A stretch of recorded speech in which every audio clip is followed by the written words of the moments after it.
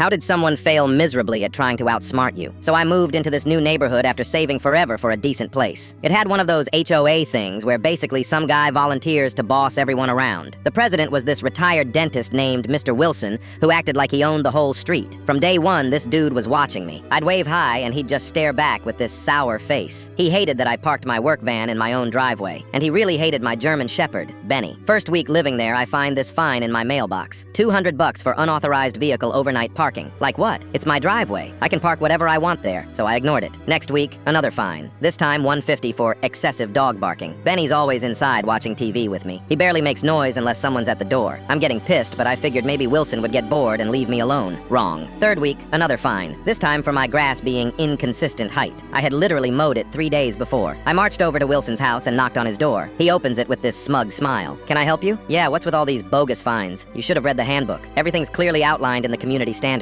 I wanted to punch his stupid face, but instead I just said, this is harassment. He shrugged. Rules are rules. Pay up or we'll put a lien on your house. That night I was fuming, but then I got an idea. If this guy wants to play by the rules, let's see what the actual rules say. I downloaded the HOA charter from the county website and started reading, line by line, all 47 pages of boring legal stuff. And that's when I found it. Presidents have to be re-elected every 2 years. Wilson had been president for 6 years straight. That meant he hadn't been legally president for 4 years. He was just some random neighbor sending me fake fines. But it gets better. I kept reading and found out he'd been changing the bylaws without calling for votes. You need a majority of homeowners to agree before changing anything. Wilson had just been making up rules as he went. I started going door to door, talking to neighbors. Turned out everyone had a Wilson story. Mrs. Garcia got fined for her wind chimes being noise pollution. The Johnsons got hit for their sidewalk having a tiny crack. This one lady, Beth, got fined because her flowers were the wrong color. We were all getting scammed by some power-hungry dentist who thought he was king of the neighborhood. I organized a full neighborhood meeting at the community center. Wilson tried to shut it down, saying only he could call meetings, but I stood up with my printed copies of the real bylaws. Actually, any homeowner can call an emergency meeting. It's right here in Section 12. Wilson's face went red. That's not how this works. Then explain why you've been president for 6 years when the rules say 2-year terms maximum. The room went silent. You could hear a pin drop. Wilson started stuttering, trying to explain that the rules were different now, that he'd updated them for everyone's benefit. Without a vote? I asked, holding up the bylaws. Because it says here you need majority approval for any changes. People started getting angry, really angry. All those fines, all that harassment, and it was all illegal. Mrs. Garcia stood up and demanded her money back. The Johnsons wanted to know who gave Wilson authority to fine anyone. Wilson was sweating now, realizing his little scam was falling apart. He tried to adjourn the meeting, but nobody was having it. We voted him out right there, 32-1. The only vote for him was his own. Then we elected Beth as the new president. She immediately canceled all of Wilson's bogus fines and announced we'd be following the actual rules from now on. Wilson tried to threaten everyone with lawyers, but turned out half the neighborhood had actual legal experience. They told him to bring it on. Last I heard, Wilson's trying to sell his house and move somewhere else.